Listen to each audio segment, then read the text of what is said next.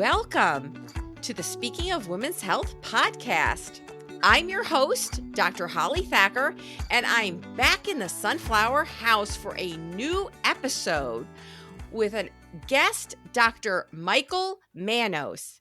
He is a PhD and he is an expert in ADHD, attention deficit hyperactivity disorder.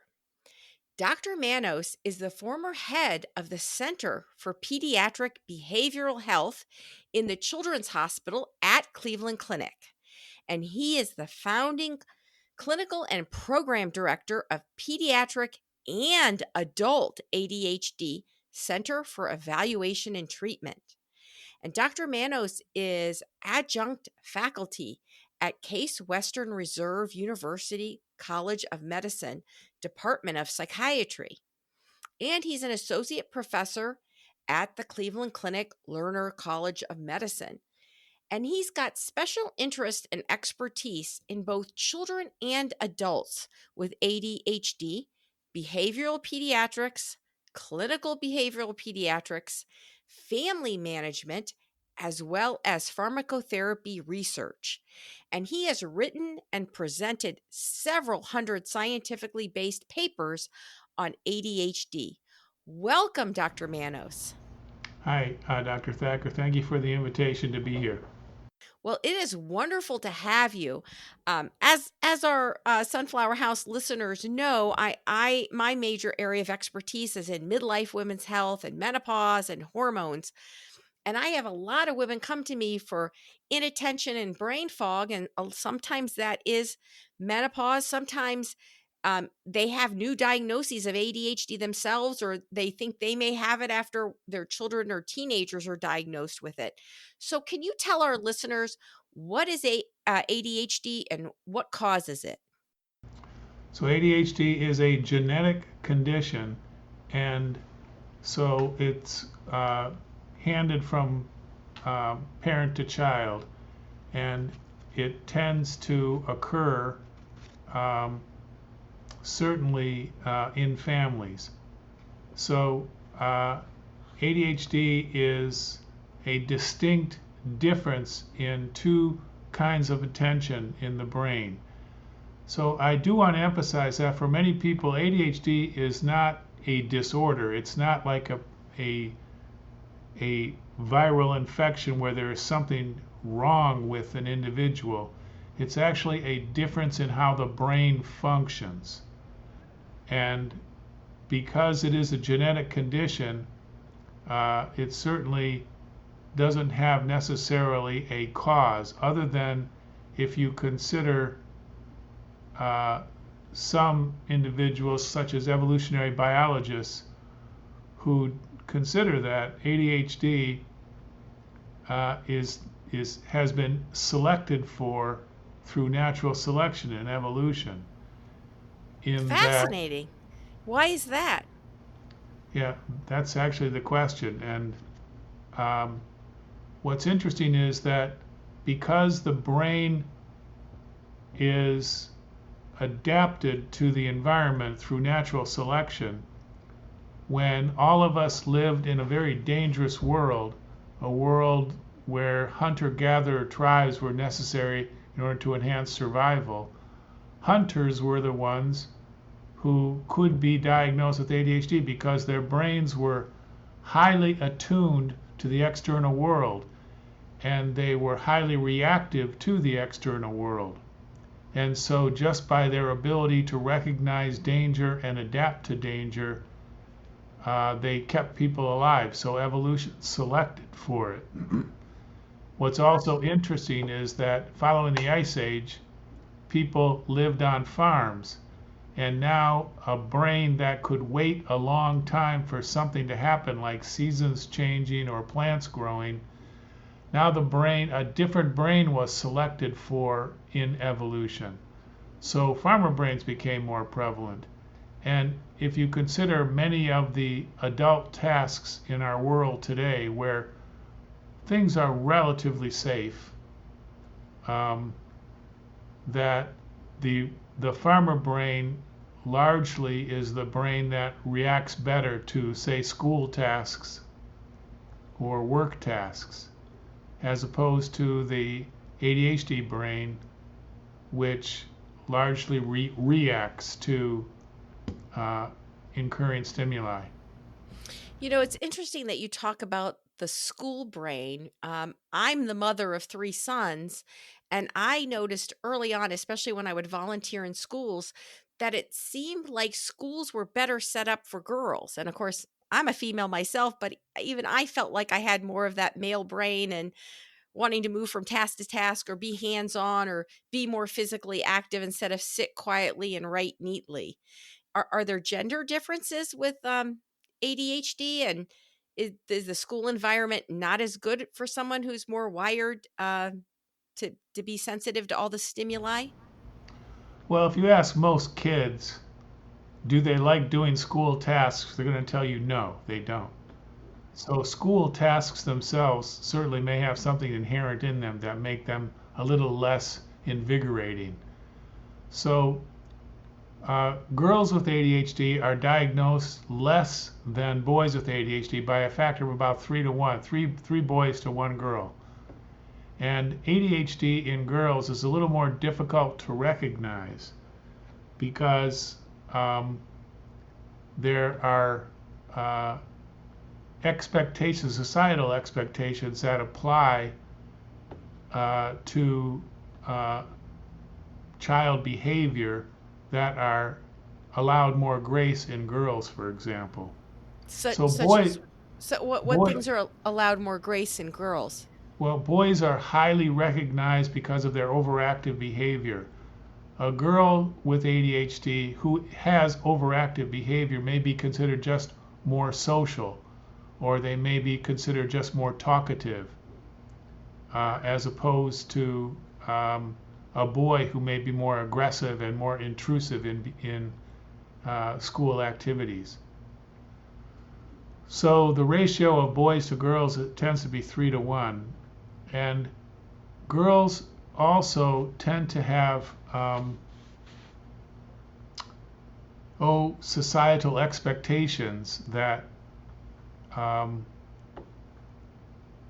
preclude a diagnosis of ADHD. And so there is a very interesting statistic that by a factor of about 3 to 1, girls and women are provided with antidepressants or anxiolytics before they're provided treatment for ADHD, whereas boys, it's the opposite.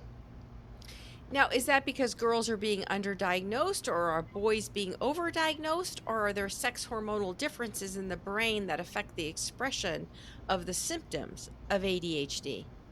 No, it's not a question of being over or underdiagnosed, and or over and under or undertreated or mistreated. The paper that we published in the Cleveland Clinic Journal of Medicine has been very well received, actually worldwide. And it's very interesting because we addressed that very question, overdiagnosed and overtreated, or misdiagnosed and mistreated. Boys tend to be more easily recognized, especially in childhood, because of their hyperactive and impulsive behavior, whereas girls' behavior is generally excused or allowed to be there. It's not necessarily recognized as being problematic. And girls tend also to internalize when they accrue negative attention for, say, being distracted in school. They tend to make themselves wrong, or they tend to be critical of their own behavior and of themselves, as opposed to boys who may be more accustomed to acting out or being more aggressive. And maybe we should back up a little bit, and you can tell us the common symptoms of ADHD, as opposed to some people are just telling me they only have ADD, they're not really hyperactive. And how would someone know if they have this condition, or how would a parent know if his or her child or grandchild has ADHD or ADD? So there are four distinct kinds of ADHD, or four diagnoses for ADHD. ADHD inattentive type, ADHD hyperactive impulsive type, ADHD combined type, which is both of those. Then there is a third kind of ADHD called unspecified type, and I've used it only very rarely with people who do show intruding symptoms in their lives, and their lives are actually impacted by these symptoms, but they don't necessarily meet full symptom criteria.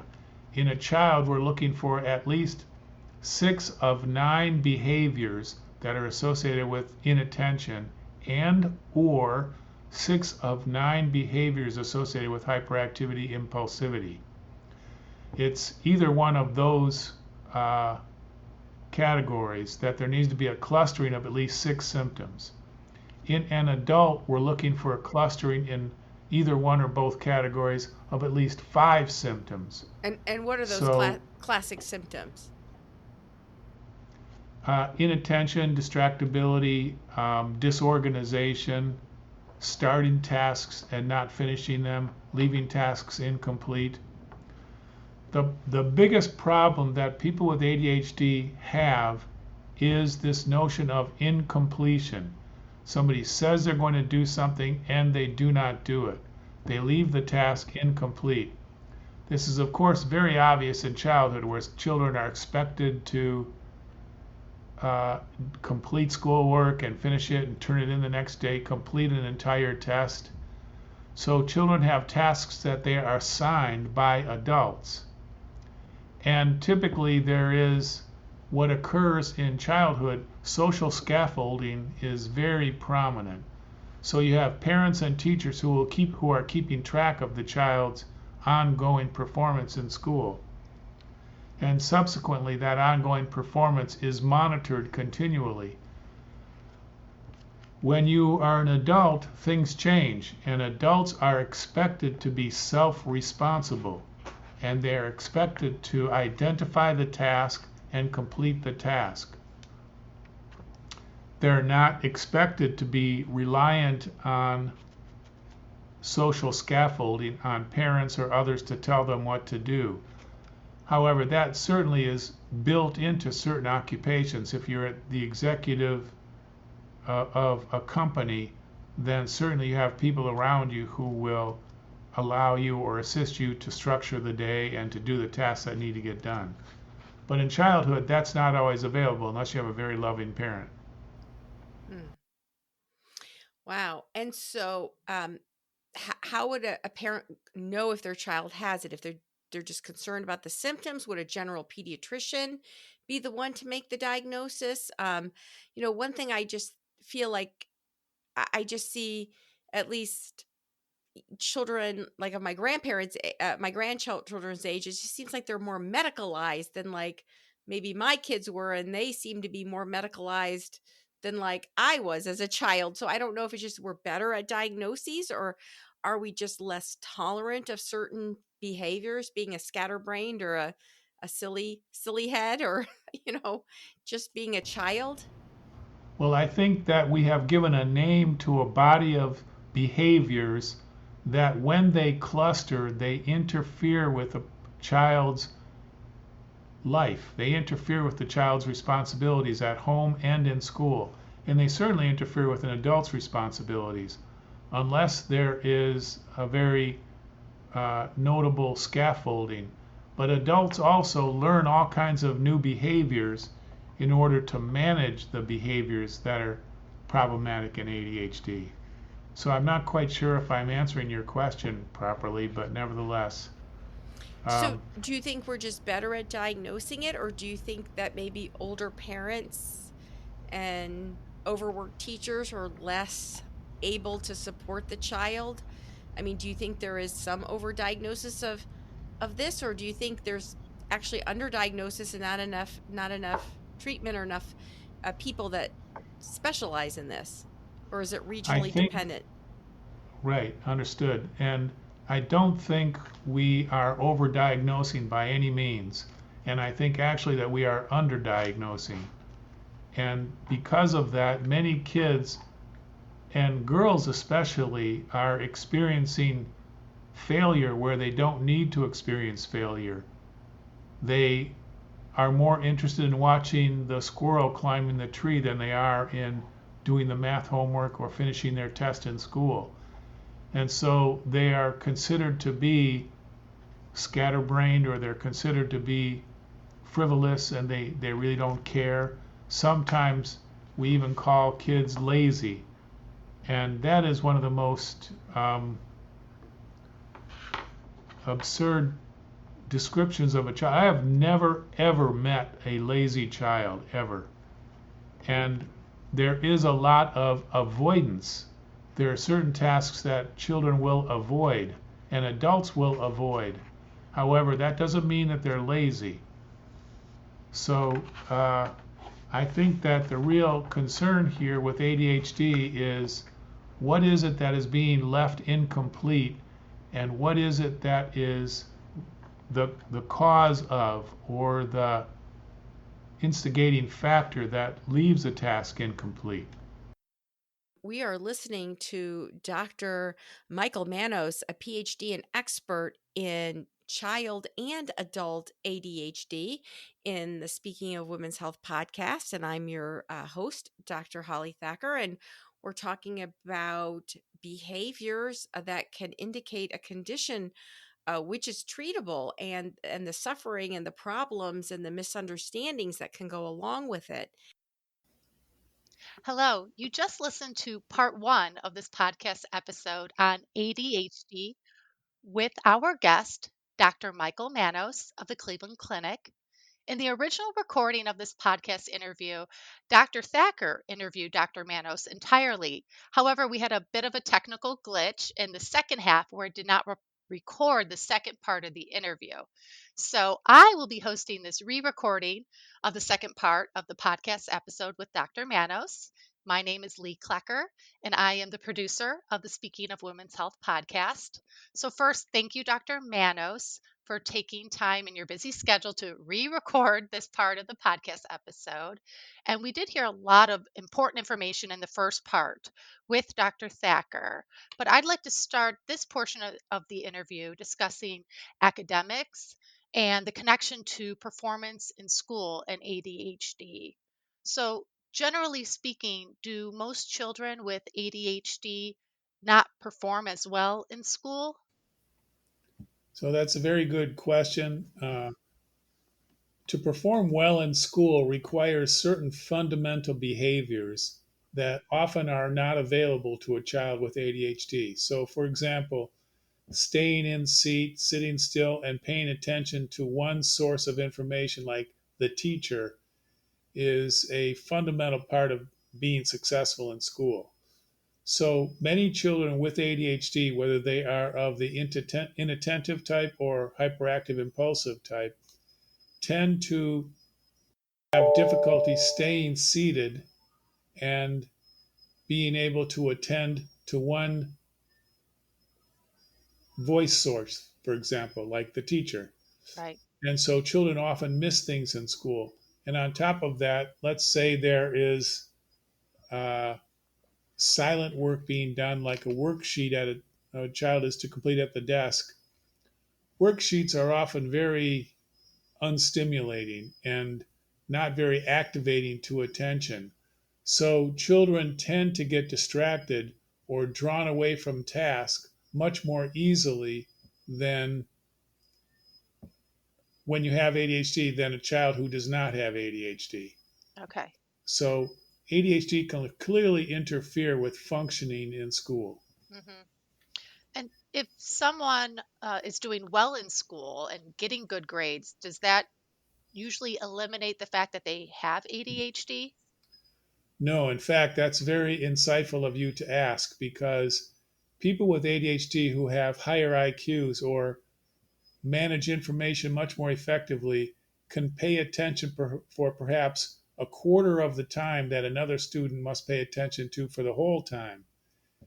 So many kids who are bright tend to perform quite well in school, and in fact do quite well even through high school. So they breeze through school and get good grade point averages.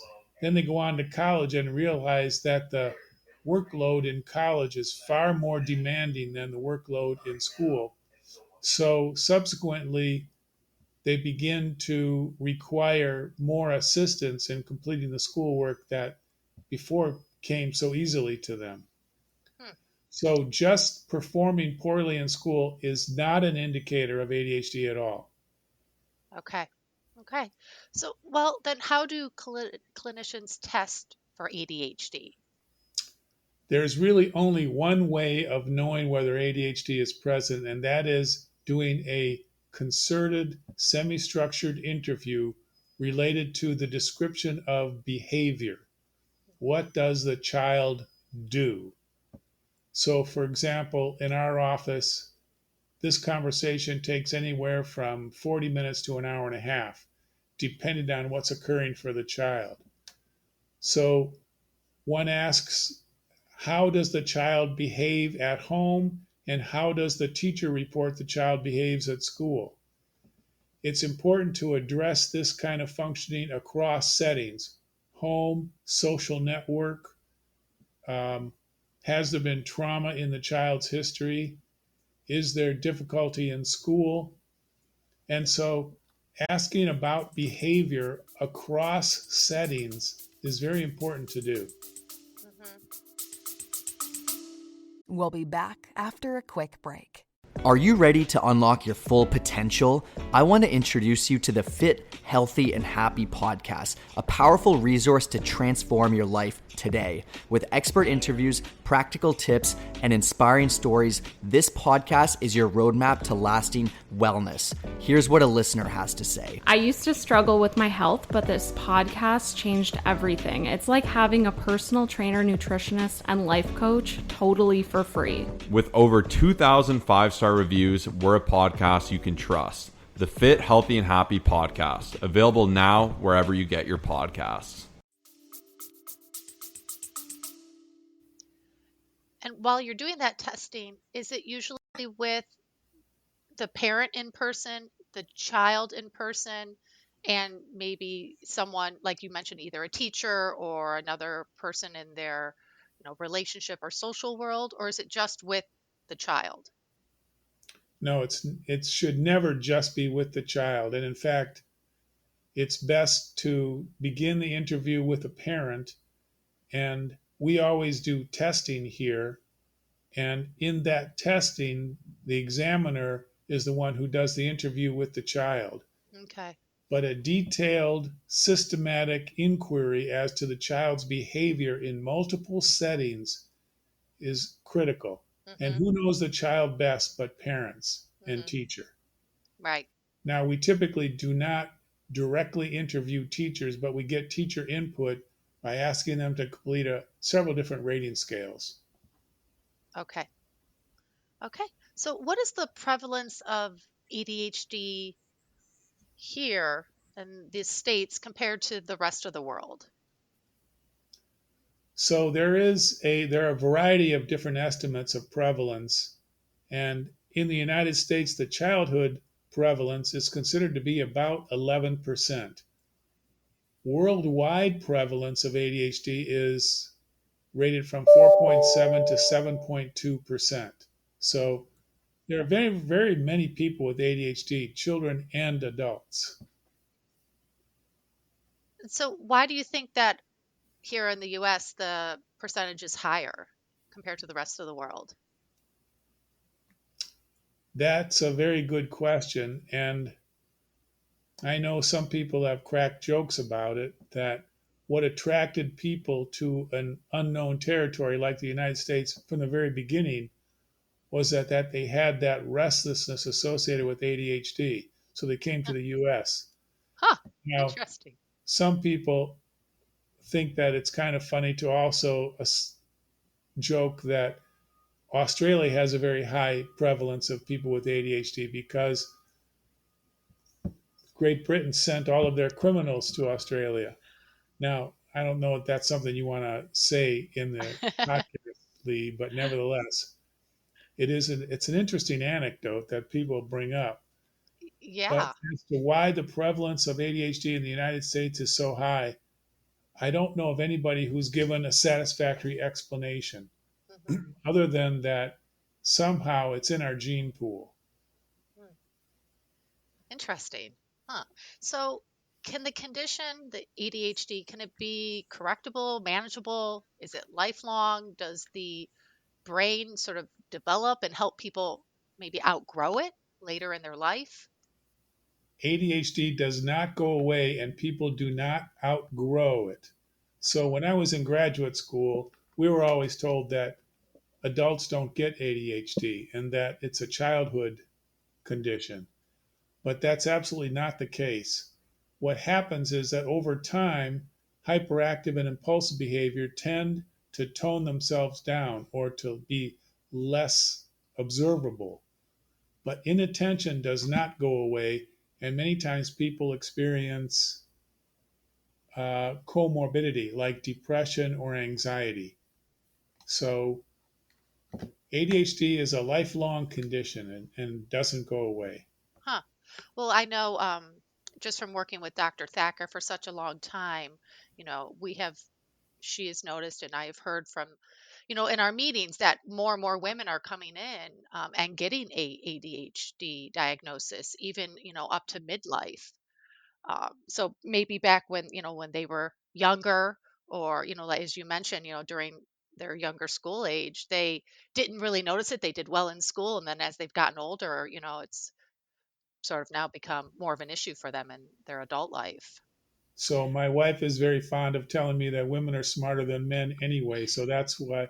So women being smarter tend to find it easier. I shouldn't say easier. They tend to be more successful in getting through school, and subsequently, the detriment of ADHD, the problem that it poses in living everyday life, doesn't show up oftentimes until women have children Hmm. and are the primary caretakers of children. Hmm. Because when you have children in the household, suddenly the demand of life gets exponentially bigger. Oh, yes, very overwhelming. I have three at home and two boys who are very, well, I'd have to say one more restless than the other. And for a long time, I would ask, his pediatrician, teachers, I've had him tested. But, what's kind of come back is just this is his personality. He's not diagnosed with ADHD. He's just has he's a energetic, rambunctious young man. He's 14 now, and I'm hoping as he gets older, this that frontal lobe part of his brain will keep developing, and he'll be able to sort of, relax a little bit. Well, so you're bringing up something very interesting when you talk about frontal lobe dominance, and that is that there are two distinct kinds of attention. One kind of attention is called automatic attention. And in the ADHD brain, automatic attention is exceptionally strong. People with ADHD tend to notice things far more than most other people. So, automatic attention is very strong in the person with ADHD. Directed attention, however, is the kind of attention you use when you have to do something that is of low interest, like doing taxes or completing boring schoolwork.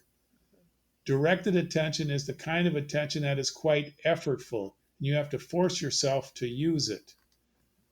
Automatic attention is a kind of attention that is just there. It's applied to things that are interesting, and automatic attention is attracted to any change in the environment around us. So some people have extrapolated that the historical significance of ADHD is that when we all lived in hunter gatherer tribes, hunters were the ones who had ADHD because their brains were the kind of brains that noticed things that other people didn't notice. And subsequently, they were successful at hunting and providing sustenance to people in hunter gatherer tribes. After the Ice Age, when people settled down and lived on farms, a different brain that could sustain attention for a longer period to watch plants grow or wait for seasons to change became predominant. So evolution selected for that brain, which would explain why in some cultures there is a lower incidence of ADHD and in some there's a higher incidence of ADHD. We'll be back after a quick break. Throughout my own life and fitness journey, I have had the privilege of meeting incredible people who've shared valuable insights on mindset, health, fitness, and spiritual growth. The profound impact of this knowledge on my own life has inspired me to share it with all of you. I'm Erica Sweeney, host and founder of My Fit Tribe podcast. Join me as we explore inspiring conversations with experts, thought leaders, and everyday heroes who offer their stories and practical tips to help you on your own journey. Our mission is to empower you to take charge of your health and live your best life.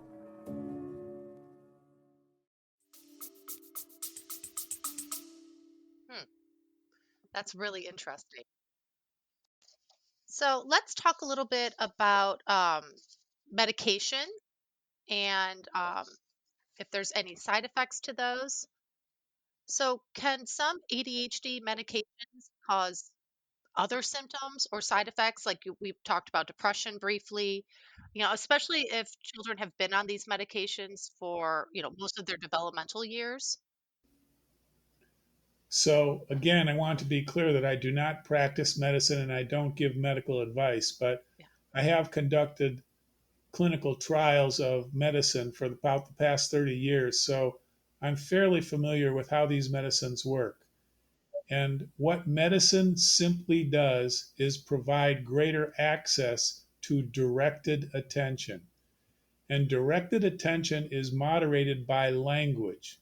For example, if you have to go to the store and get milk, eggs, and butter, you say to yourself, I'm going to get milk, eggs, and butter. And so you do that. When you walk into the store, you are speaking to yourself or using language to orient yourself to what it is that you're there for.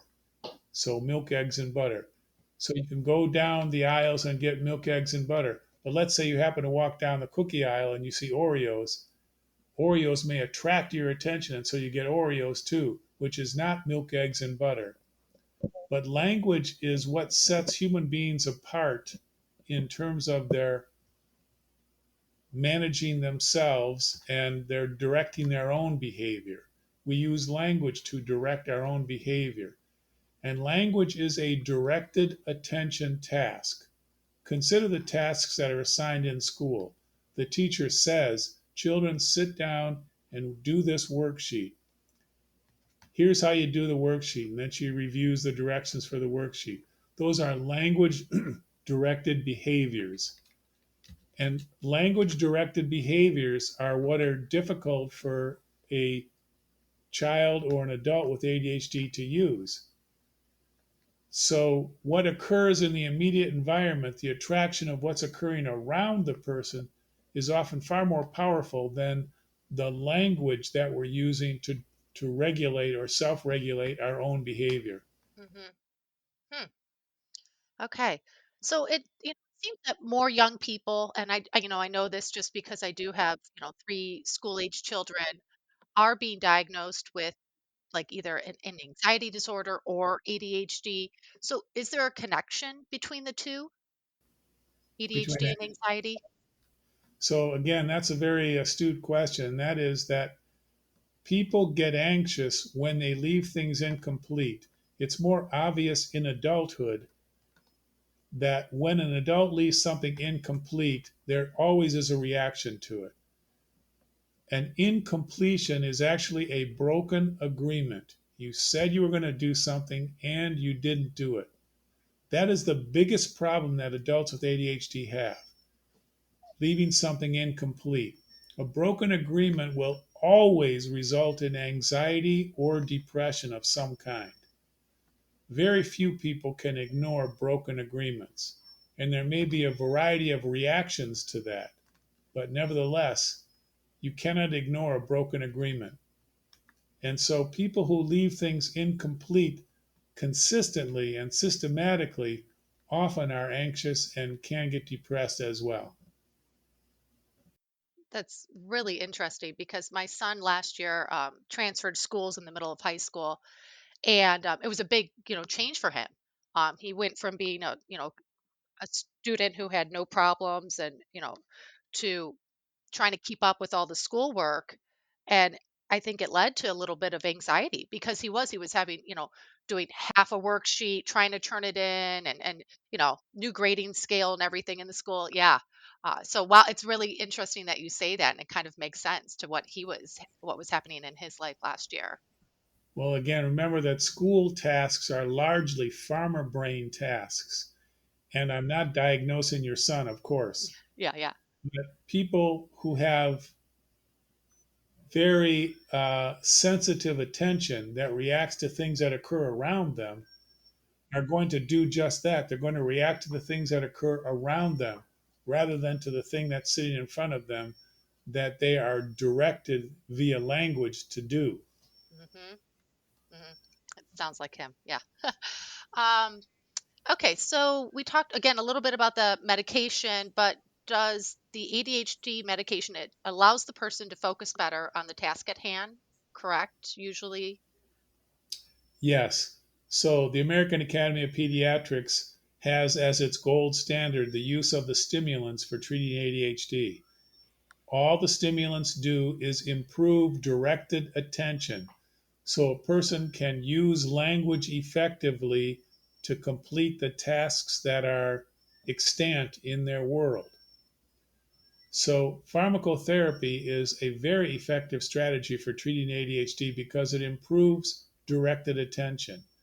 Many kids, for example, whose attention is automatically drawn to things that are external to them rather than to the instructions that may be given to them that they need to repeat to themselves to put their behavior under the control of those instructions. Many times that cannot be available to a child. And what medicine does in strengthening directed attention is allow the child to use language or instruction more effectively to self regulate. That's in essence what it does. Okay. So other than medication, are there any other, say, like at home tips or steps that a person or a child can do instead of taking medication to kind of get that focus? Well, for example, we have at the Cleveland Clinic a summer treatment program. The summer treatment program is considered to be the best program, behavioral program for kids with ADHD that there is. There is nothing Huh. better than the STP. And what the STP does is to provide contingent acknowledgement of appropriate behavior and contingent, the technical word is punishment, but the contingent withdrawal of reinforcement or withdrawal of points for negative behavior. And so by reinforcing appropriate behavior, you strengthen the presence or the activation of appropriate behavior for children. Mm-hmm. So many times most of us live in this culture. So this culture tends to be a punitive culture. You, you don't, the cop doesn't stop you and give you a $20 bill when you're going the speed limit. The cop Right. stops you when you're not going the speed limit or going over the speed limit. And so you are punished for that. So Mm-hmm. as a result, we live in a punitive culture and we're so subsequently accustomed to punishing the things that kids do. So a child will lose his iPad for 2 or 3 days if he doesn't do what his parents tell him to do right now. And Mm-hmm. so that kind of thing is not particularly effective. But when you also show appropriate behavior and that appropriate behavior can result in a positive consequence, then appropriate behavior tends to consistently improve over time, which is what we Mm-hmm. find in the summer treatment program. So Mm-hmm. there absolutely are behavioral programs, and there are a number of different parent trainings and parent behavioral programs that can be very effective. Okay. Can people find any of this maybe in a book? If they don't have maybe the time or the resources to do a professional treatment, is there anything at home that parents can do? Well, so we often recommend that parents use the book 123 Magic. 123 Magic, we feel, is probably the best way of managing behavior in the household that there is. And it also indicates how to increase positive behavior and increase compliance at home. Mm-hmm. But essentially, for teenagers, also, there's a 123 Magic for teens that incorporates and includes the teenager in the management of behavior in the household, which is very important for a teenager's autonomy. Yeah, absolutely. That's great. I'm gonna look into that book myself. Because my second follow-up question was, is it too late after maybe they hit a certain age? But um, so if there's a teenage version, that's great. I think that'd be really helpful. So I have the sense that it's probably never too late to intervene. Okay. I mean, we work with Okay. adults and uh, married couples, for example, always describe the kinds of things that they may do and revise how they do things in the household to avoid having to rely on directed attention. Hmm. So, putting things in the physical environment, like a shared to do list, for example, can be a helpful thing. Now, to do Oh. lists don't get something done. To do lists only indicate what needs to get done. It's the action Mm-hmm. towards the task that gets the task done. So, adults themselves can use behavioral strategies to improve the concerns that they have for themselves. Right. I love that shared to-do list, and I think that'd be really helpful for a lot of households. Even if you are empty nester and your kids are grown, or you don't have children. But I mean, I feel like, speaking as a woman, we tend to take on a little bit more around the house and work, and maybe are raising children or helping with grandchildren, and it can get overwhelming. And I know probably a lot of arguments are, why am I the one always cleaning the bathroom or vacuuming or going to the grocery store? So I think that's a really helpful tip. Yeah, I'm the going to start bad that in question my to house. ask is, why am I always the one? Yeah. I mean, yeah, it's very common. It is. And It's so, useful to come to agreements mhm. and to agree that you are going to complete agreements, that you're going to adhere to them and bring integrity to the agreements. Mhm. Because an agreement not kept can be a true source of problems itself. Right. And so, if Right. you are going to agree to make agreements and to keep your agreements, then keeping agreements becomes the sole source of planning between two people. Mhm. Yeah, it's great. So we talked about the non-stimulant treatments, and so that's really helpful. I wanted to follow up a little bit on the medicine really quick on and I'm thinking this more specifically, well, not just for children, because so many adults have issues, falling asleep, but do you need to take the medicine while you're sleeping? Or is it better for that drug to maybe be taken early in the morning, so then it's out of your system by the time you're trying to fall asleep at It night? should always be taken early in the morning, according to physicians, because Okay. the stimulants are in the system for between 6 and 13 hours, and then they're out of the system. So Okay. when a person sleeps, and they can interfere with sleep even if they're out of the system. So it's important to use medicine in an appropriate way and follow the doctor's orders when they're taken. Right. Right. Because Stimulants will sleep is so last, important. the immediate release stimulants last between 3 and 4 hours. The extended release stimulants can last between 6 and 13 hours. Wow.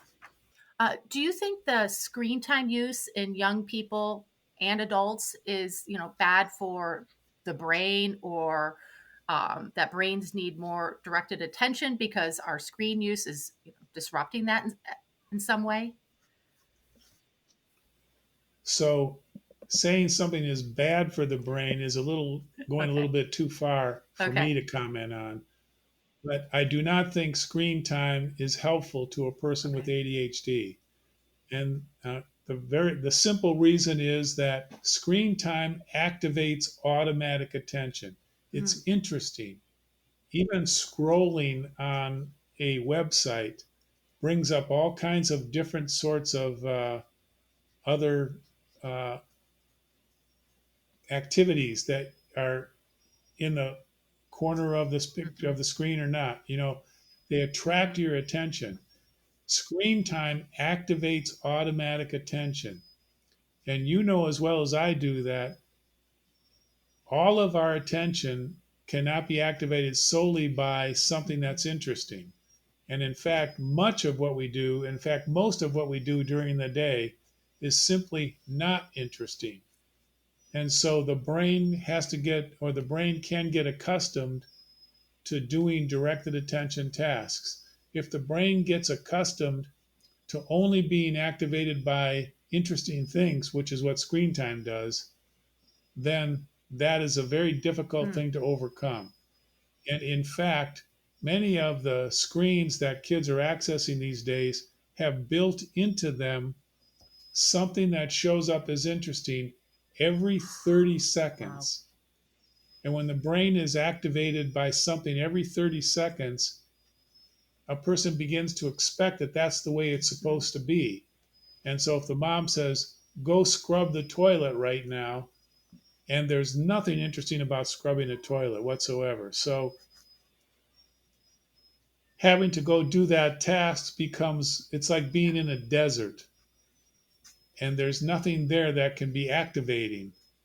And even the threat of a punishment, if you don't do it, is not activating enough to make a person do it. So screen time gets children used to having automatic attention constantly activated as if that's what's supposed to be. And yes, it would be ideal if everything was interesting all the time, but it's never going to be interesting all the time, at least not in the world that we live in right now. Yeah. So I discourage unmanaged screen time as strongly as I can discourage it. And that the American Academy of Pediatrics says by age 6, an hour of screen time a day is the maximum. And then as you go up into adolescence, screen time becomes much more difficult to manage, but there still should be limits to screen time.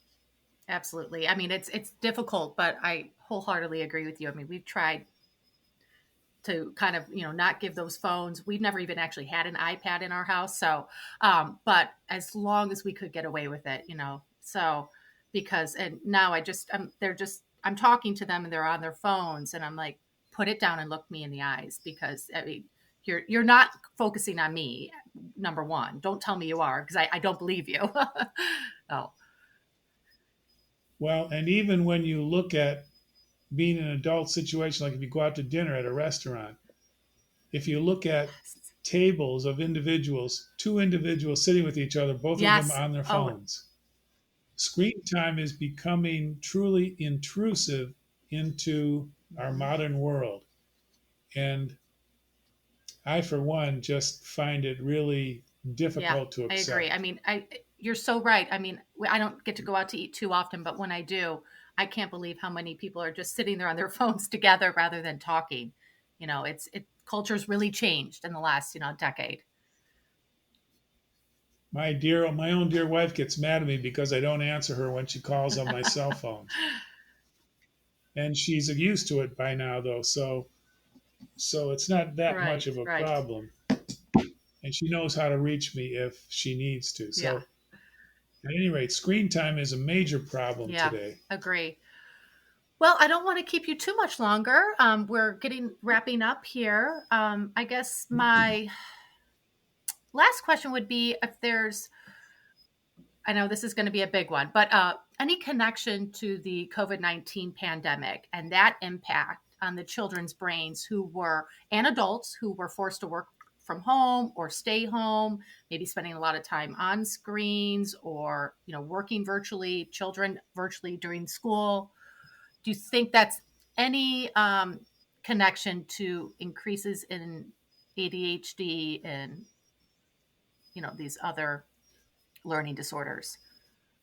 So I've not read any active research that took the COVID infection as being indicative or intrusive in people with ADHD. Other than that, when kids were at home, they have more access to screens and their brains are more accustomed to doing what's entertaining to them as opposed to doing what is required of them. That certainly is a possibility. But as far as COVID is concerned regarding impacting ADHD directly, I don't know of evidence that indicates that. I mean, I just know I can say I definitely in my older children, just, doing school online for a year did not help them with their grades or anything like that. So I know we've seen it. I mean, that's just my personal opinion. So I'm sure other parents, as well. Yeah. But are there any other final thoughts before we wrap up our interview that you'd like to share with our audience? Well, I think the final thing that I would really like to say is that a person may have ADHD. That does not mean that their life is limited in any way. And in fact, many very successful people have ADHD and would be diagnosable ADHD. I mean, if you consider people who are on television or screen, there are many people who are very high energy and some who have admitted and been diagnosed that they have had ADHD or are diagnosed with ADHD. And there are many, many people with ADHD who are highly successful. And so I'll just give you a perfect example. When I married my dear wife, she had a little 3-year-old boy named Michael. Michael was the most hyperactive child you have ever seen in your life. And at the time, I was working at the University of Hawaii, and Melissa and I lived in Hawaii. And Michael would do anything if we took him to the airport on a Saturday so he could lay in the grass by one of the biggest runways and feel those planes land. So I set up a marble system for him where he earned marbles for appropriate behavior. And when he cashed those marbles in, the thing that he invariably wanted to do was to go to the airport on a Saturday. And if you're living in Hawaii, why do you want to go to the airport on a Saturday? But we took him to the airport on Saturday, and he lay in the grass and could feel those huge 747s landing. And Michael is 39 years old now. What do you think he does for a living? Is he a pilot? Oh, He's my a pilot. Gosh. He flew for Pacific Northwest. It was a freight company. And they transferred freight from Guam to the United States and to Hawaii. And one time he was flying one of those big planes and he was landing in Guam and the front landing gear did not descend. And so he had to fly around for a while and get rid of some of the fuel. And then he landed that plane. It stayed exactly in the middle of the runway. Nobody was hurt and nothing was damaged. He told me that when he landed that plane, he was so hyper-focused on the instrument panel that nothing else got in. And so people with ADHD can perform exceptionally well in circumstances that many of us would consider pretty concerning. Overwhelming for sure. That's a great story. I actually also did the marble jar with my 3 children rewarding system. I did. I think I probably found it online, but and they could earn something. And a lot of times it would be like, can we go to the zoo on the weekend or something fun rather than maybe a toy? So I agree that. Right. Well, thank you, Dr. Manos, for joining us on the Speaking of Women's Health podcast again. And thank you to our listeners for tuning in to another episode. We're so grateful for your support and hope you will consider supporting the podcast and sharing it with others. And to catch all the latest from the Speaking of Women's Health podcast, you can subscribe for free on Apple Podcasts, Spotify, TuneIn, or wherever you listen to podcasts. So thank you again, and we will see you next time in the Sunflower House. Be strong, be healthy, be in charge.